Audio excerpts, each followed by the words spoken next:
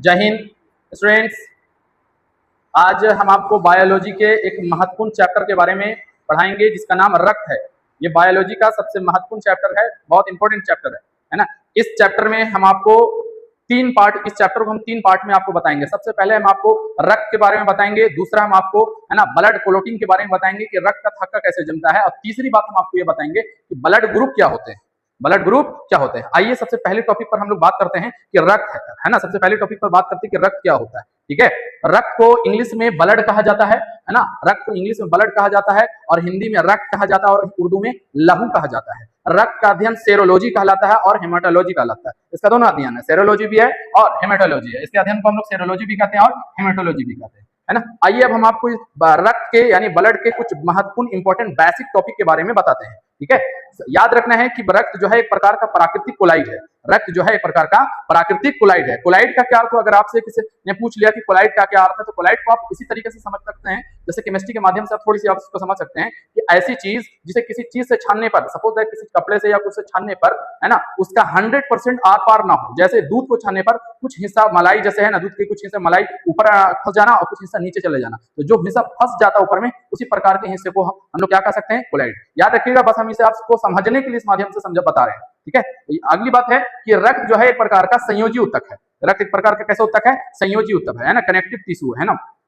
इसका pH value जो है 7.4 होता है। रक्त का पीएच वैल्यू जो होता है वो 7.4 है। इसका मतलब ये हुआ कि 7.4 जिसका पीएच मान 7.4 है, इसका मतलब ये क्या होगा, क्षार होगा। तो इसका मतलब ये हुआ कि रक्त जो है एक प्रकार का क्षार है ना। इसका पीएच वैल्यू कितना है, 7.4 है। अगली बात ये है कि रक्त की मात्रा जो है मेल में 5.5 लीटर होती है ना। रक्त की मात्रा मेल में 5.5 लीटर होती है, फीमेल में 5 लीटर होती है ना। इसका मतलब ये हुआ कि फीमेल में जो है ना, फीमेल में जो होती है 5 लीटर होती है ना। तो इसका कुछ खास रीजन, कुछ बड़ा रीजन नहीं है, बस ये है कि फीमेल में जो है हेमोग्लोबिन, ब्लड में क्या होती है, तो हेमोग्लोबिन होती है ना, और फीमेल में जो है हेमोग्लोबिन की मात्रा कम होती है, जिसके कारण से जो है फीमेल में 1/2 लीटर ब्लड जो है कम होता है। ठीक है, चलिए आगे बात करेंगे कि इसका निर्माण कहाँ होता है। इसका निर्माण कहाँ होता है, तो याद रखना है कि इसका निर्माण जो है ना, एक अडल्ट में, एक इंसान में, एक व्यक्ति में है ना, ब्लड का जो निर्माण होता है वो बोन मैरो में होता है। कहाँ होता है, बोन मैरो में, यानी अस्थि मज्जा में होता है। अस्थि मज्जा में इसका निर्माण जो होता है अस्थि मज्जा में होता है ना। आप इसको ऐसे ही समझ सकते हैं, जैसे आप हड्डी के हिस्से को या फिर आप चिकन वगैरह आप खाए होंगे, तो जब उसको आप कूचे होंगे तो आपको आप देखे होंगे कि उसके अंदर में बीच में एक रेड कलर का लाल लाल नजर आता है, जाली के तरह अंदर में होता है। जब आप झांक कर देखेंगे उसमें आपको नजर आएगा। तो वहीं पर एक वयस्क इंसान का ब्लड जो है वही उसी बोन मैरो में यानी अस्थि मज्जा में निर्माण होता है। ठीक है, आसानी से आप इसको समझ सकते हैं। ठीक है, अगली बात यह है कि उसके बारे में बात करते हैं जो बच्चा जन्म नहीं लिया, उसके बारे में बात कर रहे हैं। जो बच्चा जन्म नहीं ले माँ के पेट में, उसका ब्लड का निर्माण कहाँ होता है। हमने तो ये बता दिया कि एक अडल्ट इंसान में है ना, एक अडल्ट इंसान में जो ब्लड का निर्माण होता है वो अस्थि मज्जा में होता है। अस्थि मतलब हड्डी के अंदर जो जाली जाली पार्ट होता है ना, आपने देखा होगा, अंदर में झांक कर देखा हो तो आपको नजर आएगा, जाली जाली रेड कलर का नजर आता है, वही अस्थि मज्जा कहलाता है। उसी में ब्लड का निर्माण होता है ना। लेकिन उसका क्या, जो माँ के पेट में होता है, तो याद रखना है कि जो माँ के पेट में बच्चे होते हैं, वो चाहे वो 3 महीने के हो या 9 महीने के हो, उसको भ्रूण कहा जाता है। क्या कहा जाता है, भ्रूण। इंग्लिश में इम्ब्रायो कहा जाता है। इंग्लिश में क्या कहा जाता है, इम्ब्रायो, है ना। चाहे वो 3 महीने का हो या फिर 9 महीने का हो, है ना, उसको क्या कहा जाता है, भ्रूण कहा जाता है। तो भ्रूण कहते हैं, क्या कहते हैं, भ्रूण कहते हैं, है ना। तो जो बच्चे माँ के पेट में होते हैं यानी 3 महीने के हो तो भी भ्रूण कहलाते हैं, 9 महीने के हो तो भी भ्रूण कहते हैं। तो उनके ब्लड का जो निर्माण होता है, मतलब उस इम्ब्रायो का जो ब्लड निर्माण होता है वो लीवर के मीसोडर्म में होता है। कहाँ होता है, लिवर के मीसोडर्म में होता है ना। इसका मतलब ये हुआ कि ब्लड का निर्माण जो होता है अडल्ट में कहाँ होता है, अस्थि मज्जा में होता है, यानी बोन मैरो में होता है ना। हड्डी का जाली जाली पार्ट हिस्सा होता है, आप उसमें झांक कर देखे होंगे। दूसरा, जो बच्चा माँ के पेट में बन रहा होता है ना, चाहे वो 3 महीने का हो या 9 महीने का हो, इसको क्या कहा जाता है, भ्रूण कहा जाता है। इंग्लिश में इम्ब्रायो कहा जाता है। ठीक है, उसका ब्लड का निर्माण क्या होता है, तो उसके ब्लड का निर्माण जो होता है वो क्या होता है, तो लीवर के मीसोडर्म में होता है। अगली बेसिक जानकारी हम लोग ये लेंगे कि ब्लड स्टोर कहाँ रहता है। ब्लड स्टोर, कई स्टूडेंट, कई बच्चे ऐसे कहते हैं कि ब्लड जो है हमारे दिल में स्टोर रहता है। नहीं, ब्लड हमारे दिल में स्टोर नहीं रहता है। अगर वो हमारे दिल में स्टोर है ना, स्टोर हो जाए, अगर हमारे हार्ट में स्टोर हो जाए तो हमारे हार्ट अटैक आ जाएगा, इंसान मर जाएगा। हमारे दिल में यह स्टोर नहीं होता है। हमारे देखिए, जब हम लोग खाना खाते हैं तो हमारा खाना कहा जाता है पेट में। पेट एक गुहा है, मतलब खाली स्थान है। तो इस वाले भाग को उदर कहा जाता है। पेट वाले हिस्से को क्या कहा जाता है, उदर। तो बाएं वाले पेट के बाएं वाले हिस्से में, पेट के बाएं वाले हिस्से में एक हिस्सा होता है ना, जिसका नाम क्या है, स्प्लीन। क्या नाम है, स्प्लीन, जिसको हिंदी में पीलिया कहते हैं और तिल्ली भी कहते हैं। क्या कहते हैं, तिल्ली। हिंदी में पीलिया भी कहा जाता है, तिल्ली कहा जाता है। ये हमारे उदर के बाएं साइड में होता है। यहीं पर हमारा ब्लड जो होता है क्या रहता है, जमा रहता है ना। यहाँ पर हमारा ब्लड क्या रहता है, जमा रहता है। इसलिए स्प्लीन को यानी तिल्ली को यानी प्लीहा को ब्लड बैंक भी कहा जाता है। क्या कहा जाता है? ब्लड बैंक कहा जाता है। ठीक है। हाँ, जब आरबीसी मतलब रेड ब्लड सेल के बारे में हम आपको आगे भी पढ़ाएंगे। जब आरबीसी वगैरह आरबीसी जब मर जाते हैं तो वो आके जमा भी जो रहता है वो स्प्लीन ही में रहता है। जब वो मर जाते हैं, है ना, तो वो आके जो स्टोर रहते हैं वो स्प्लीन में मतलब तिल्ली ही में जमा रहते हैं। इसलिए स्प्लीन को, है ना, कब्रगाह भी कहा जाता है यानी ग्रेवयार्ड भी कहा जाता है। यहाँ पर देखिए दोनों चीज है ना, स्प्लीन को ब्लड बैंक भी कहा जाता है और स्प्लीन को ग्रेवयार्ड भी कहा जाता है। स्प्लीन खून को जमा भी रखती है और यहाँ पर कब्रिस्तान भी है, समझ लीजिए कि ग्रेवयार्ड भी है ना, इसलिए इसको दोनों ही बात कही जाती है। चलिए आगे बात जानेंगे कि कोलेस्ट्रॉल क्या होता है। कोलेस्ट्रॉल क्या होता है ना, ये याद रखना है, ये एक प्रकार का चिपचिपा पदार्थ होता है ना, ये एक प्रकार का चिपचिपा पदार्थ होता है। ये तेलीय पदार्थ में, है ना, में मौजूद होता है। जैसे आप कुछ तेलीय पदार्थ या वसादार खाना खाते हैं तो उसमें ये मौजूद होता है। ठीक है, जैसे कि आप काजू खा रहे हैं या तेल वाला खान सामान खा रहे हैं या किशमिश खा रहे हैं, तो इसमें वसा की कोलेस्ट्रॉल की मात्रा होती है। जब इसमें आप बहुत ज्यादा तेल वाला सामान खाएंगे तो ये हमारे खून में आके क्या हो जाता है? जम जाता है ना, हमारे खून में क्या हो जाता है? जम जाता है।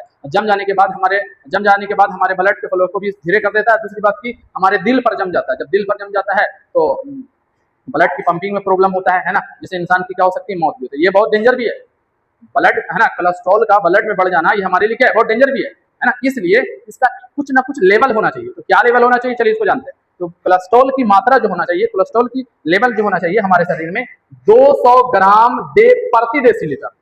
प्रति देखिए पैथोलैब में जाइएगा, पैथोलैब में जाइएगा तो जब जहां पर ब्लड जांच घर जो होता है वहां पर जाइएगा तो देखिएगा ब्लड को डेसीलीटर में मापता है, डेसीलीटर यूनिट में मापा करता है ना। तो इसलिए, है ना, कोलेस्ट्रॉल का जो मात्रा होना चाहिए हमारे शरीर में, लेवल जो होना चाहिए वो 200 ग्राम प्रति डेसीलीटर होना चाहिए। 200 ग्राम प्रति डेसीलीटर होना चाहिए। ठीक है, चलिए आगे बात हम लोग हीमोग्लोबिन के बारे में करते हैं। हीमोग्लोबिन के बारे में, हेमोग्लोबिन कहने का मतलब कि ये हमारे ब्लड में होती है। इसी हेमोग्लोबिन की मदद से हमारा खून कैसा होता है? तो लाल होता है। हेमोग्लोबिन की मदद से हमारा खून कैसा होता है? लाल होता है। ठीक है, हेमोग्लोबिन को हम लोग शॉर्ट में क्या लिख सकते हो आप? HB। क्या लिख सकते हैं? HB। और इसी के अंदर क्या पाया जाता है? तो आयरन पाया जाता है। क्या पाया जाता है? आयरन। मतलब ये हुआ कि हेमोग्लोबिन में आयरन पाया जाता है, इसको शॉर्ट फॉर्म में HB बोल सकते हैं, है ना। चलिए ये जानेंगे कि ये मेल में कितना होता है और फीमेल में कितना होता है। याद रखना है, मेल में हेमोग्लोबिन की जो लेवल होना चाहिए वो 14 ग्राम प्रति डेसीलीटर। क्या होना चाहिए? 14 ग्राम प्रति डेसीलीटर। और फीमेल में जो हेमोग्लोबिन होती है 13 ग्राम प्रति डेसीलीटर। मतलब ये हुआ कि फीमेल में, है ना, 1 ग्राम जो है हेमोग्लोबिन मेल की तुलना में कम होती है। हमने क्या बताया कि हेमोग्लोबिन की मदद से खून क्या होता है? लाल होता है, रेड होता है। और इसमें क्या पाया जाता है? तो आयरन पाया जाता है। अब यहाँ पर आप देखें कि मेल में कितना ग्राम हेमोग्लोबिन पाई जा रही है? तो 14 ग्राम प्रति डेसीलीटर। फीमेल में कितना? 13 ग्राम प्रति डेसीलीटर। तो मेल में जो है 1 ग्राम प्रति डेसीलीटर जो है वो 1 ग्राम जो है कम होती है। इसी कारण से, है ना, तो याद रखना है आयरन जो है ना हमारे हेमोग्लोबिन में पाया जाता है। तो याद रखना है कि इसी कारण से मेल का शरीर हार्ड होता है, फीमेल का शरीर सॉफ्ट होता है ना। क्यों? क्योंकि हेमोग्लोबिन मेल में क्या होती है? कम होती है। अब देखो, जिसमें जितना ज्यादा हेमोग्लोबिन उसके, है ना, उसके ब्लड में उतना ज्यादा क्या? आयरन। और जितना ज्यादा आयरन उतना हार्ड बॉडी, उतना, है ना, स्ट्रांग जो है, मतलब हार्ट शरीर का पार्ट जो कितना उतना हार्ड।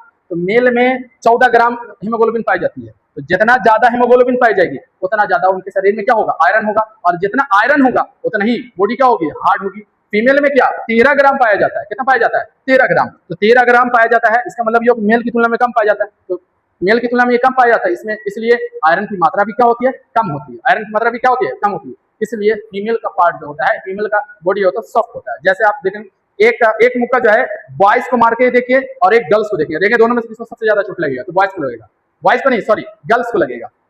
किसको लगेगा? गर्ल्स को। क्यों? क्योंकि बॉयज का बॉडी हार्ड होता है। क्यों? क्योंकि इनके शरीर में हेमोग्लोबिन की मात्रा ज्यादा होती है और जितना ज्यादा हेमोग्लोबिन होगी उतना ज्यादा उनके शरीर में क्या होगा? आयरन होगा। और जितना ज्यादा आयरन होगा उतना बॉडी क्या होगी? हार्ड होगी। फीमेल में हेमोग्लोबिन मेल की तुलना में कम होती है, तो हेमोग्लोबिन कम, इसका मतलब आयरन भी कम। आयरन की मात्रा कम तो बॉडी क्या हो जाएगी? सॉफ्ट हो जाएगी। समझ में आया? चलिए आगे वाली टॉपिक पर हम लोग बात करेंगे, ब्लड सर्कुलेशन, रक्त परिसंचरण। रक्त परिसंचरण, रक्त, है ना, हमारे शरीर में रक्त का परिसंचरण होता है पूरा, है ना, पूरी तरीके से हमारा शरीर में क्या होता है? रक्त का परिसंचरण होता है। ठीक है ना, ब्लड सर्कुलेट करता है। याद रखना है, रक्त परिसंचरण की खोज जो है सबसे पहले विलियम हार्वे ने की थी। रक्त परिसंचरण के बारे में हमें सबसे पहले जो है विलियम हार्वे ने किया था। किसने किया था? विलियम हार्वे ने। अगली बात जो है हम लोग ब्लड के कार्य के बारे में पढ़ेंगे, है ना, ब्लड का फंक्शन, है ना, ब्लड का क्या काम होता है ना।